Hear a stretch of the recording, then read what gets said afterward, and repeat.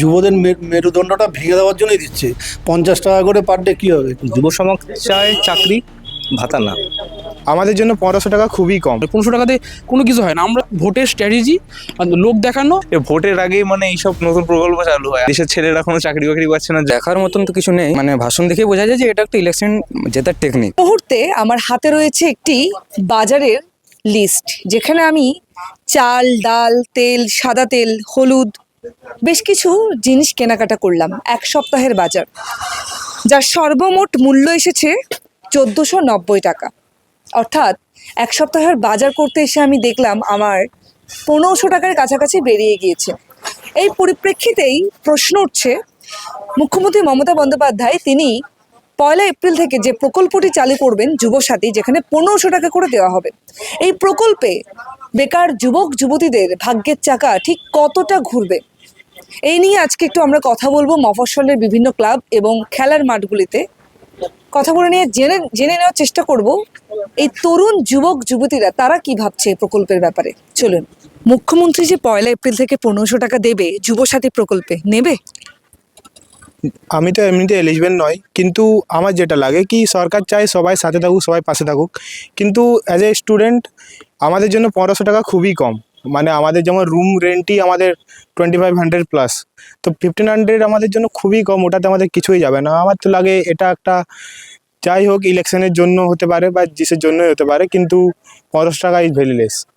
তোমরা কি বুঝছো, মানে তোমরা কি চাইছো? তোমরা কি ভাতা চাইছো, প্রকল্প চাইছো, নাকি অন্য কিছু চাইছো?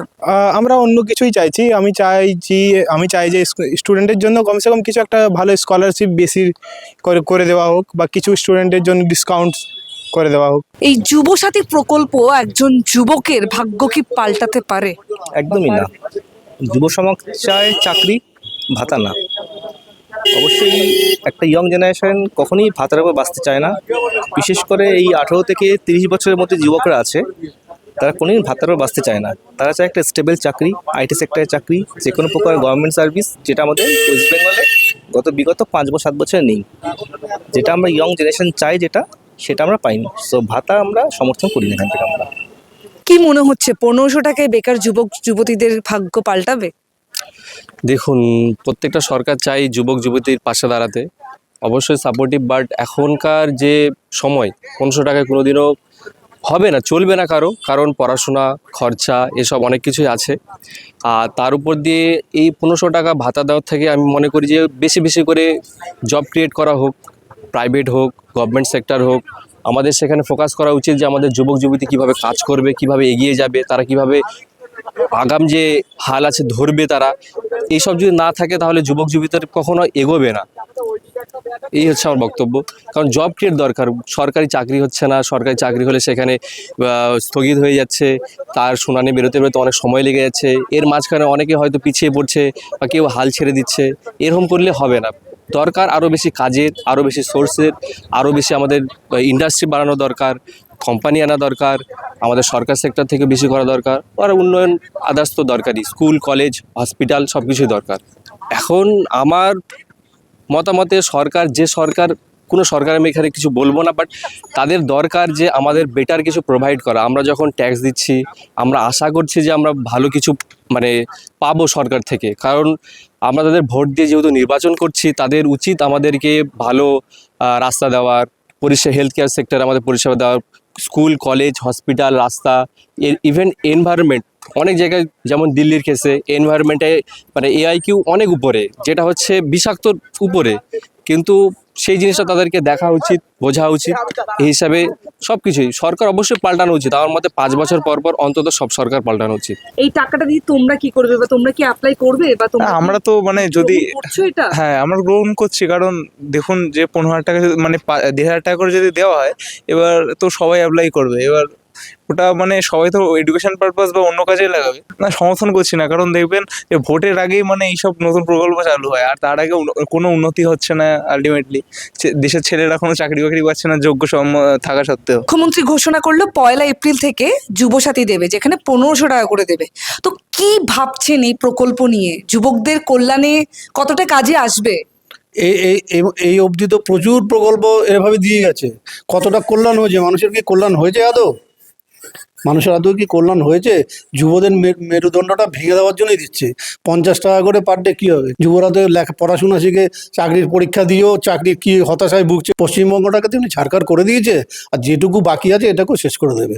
আমরা বাজারে গিয়ে দেখলাম নিত্য প্রয়োজনীয় যে জিনিস সেটাকে হিসেব করলে দেখা যাচ্ছে 1500 টাকাও ছাপিয়ে যাচ্ছে। 1500 টাকা 50 টাকা পার ডে হিসাব তো। 1500 টাকা পার ডে 50 টাকা তো 50 টাকা পার ডে কী হয়?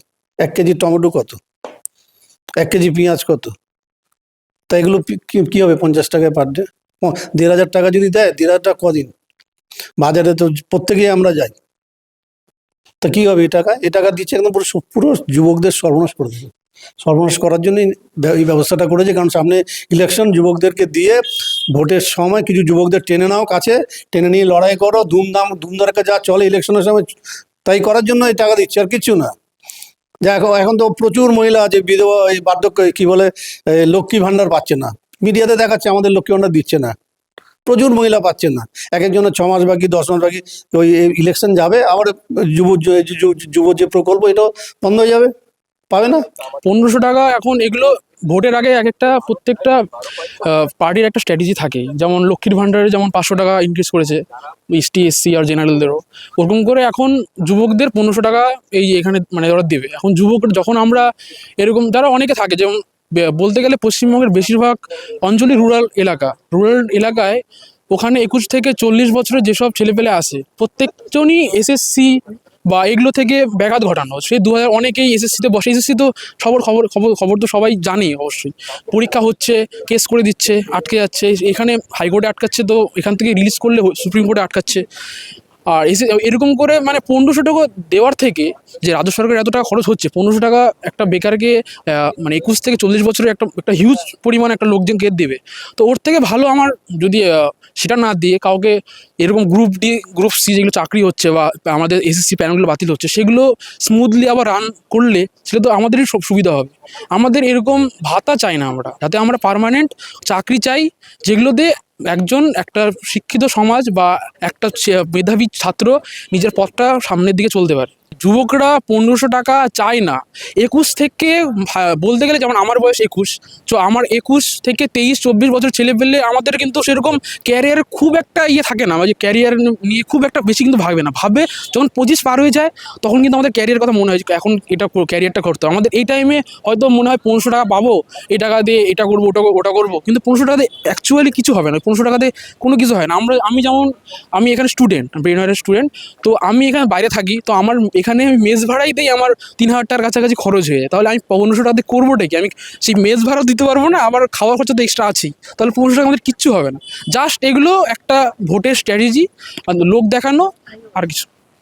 মুখ্যমন্ত্রীর এই যে যুবসাথী প্রকল্প, যেখানে 1500 টাকা করে দেওয়া হবে, এখানে তোমাদের মতন যুবকরা এটাকে কিভাবে দেখছে? মানে এমনি দেখার মতন তো কিছু নেই, কিন্তু এটা হলো একটা মানে কি ইলেকশন জেতার টেকনিক। যেমন আমাদের শেষ হবে মার্চে ইলেকশন, শুরু শেষ সব যদি 1 মাস ধরি আমরা, মার্চে শেষ হবে, আর ঘোষণা করা হয়েছে যে এপ্রিল থেকে চালু হবে। এটা এমনি কথা মানে ভাষণ দেখে বোঝা যায় যে এটা একটা ইলেকশন জেতার টেকনিক। এবারে যারা এমনি শিক্ষিত যুবক আছে যারা, ওরা এটা বুঝতেও পারবে। কেউ আছে যে টাকাটাও নেবে আর ভোট অন্য পার্টিকেও দেবে, মানে যে পার্টি এটা ঘোষণা করেছে ওকেও দেবে না আর টাকাটাও নেবে, ওটাই ওদের চালাকি। কিন্তু এবার যারা এই ফাঁদে পড়ে যাবে যে টাকা তো পাচ্ছি, ভোটটাও দিয়ে দিই, এবারে টাকাটাও নিল, ভোটও হলো, এবার ভোটের পর তিনি শুধু এই জিনিসটা দেখে যে 1500 টাকা পাবে। যে পার্টিটা পাওয়ারে আসছে তার বাকি যে ফান্ডামেন্টাল জিনিসগুলো আছে, যে সে আর কি করবে, সে পার্টির ধারণা কি, ওটা দেখবে না। শুধু দেখছে 1500 টাকা।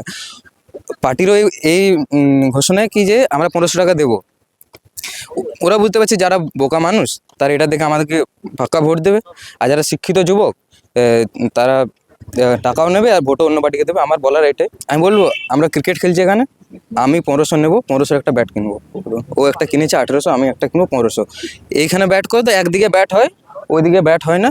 1500 তার জন্য ওখানে খরচ করবো, কারণ ওখানে একটা ব্যাট নেই, ওই 1500 টাকা আমি ব্যাটে খরচ করবো। এপ্রিল থেকে মুখ্যমন্ত্রী যুবসাথীতে 1500 টাকা করে দেবে, তো কিভাবে দেখছেন এটা যুবকদের কল্যাণে কতটুকু আসবে, বা এটাতে কিভাবে সমর্থন করছেন? এইটা মুখ্যমন্ত্রীর একটা মানে দারুণ মানে যুবকদের জন্য দারুণ এই জিনিস আর কি। আগে যেরকম ছিল আমাদের বেকার ভাতা, সেইটা এখন তোমার এই যে মুখ্যমন্ত্রী যে এই ঘোষণাটা এই করেছেন 5 বছরের জন্য যুবক যুবতীরা 21 বছর থেকে 40 বছর বয়স পর্যন্ত যারা চাকরি বাকরির চেষ্টা করছে বা করবে তাদের জন্য যে এই যে 1500 টাকা করে প্রতি মাসে, তাদের কিন্তু এটা প্রচুর কাজে লেগে যাবে।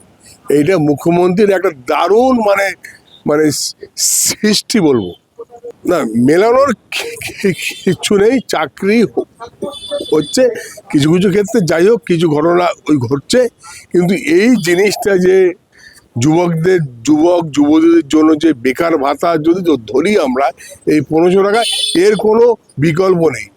এই যে 1500 টাকা করে দেবে যুব সাথীতে যারা বেকার যুবক যুবতীরা থাকবে, এটাকে কিভাবে দেখছেন আপনারা? আমার তো মনে হয় ভালোই হচ্ছে। যারা বেকার তারা যখন দুটো পয়সা পাবে মাসের শেষে, তখন তো ভালোই লাগবে, 1500 টাকা করে পাবে, ভালোই, এটা ভালো দিক। মানে কর্মসংস্থান থেকেও ভাতাটা বেশি জরুরি মনে করছে।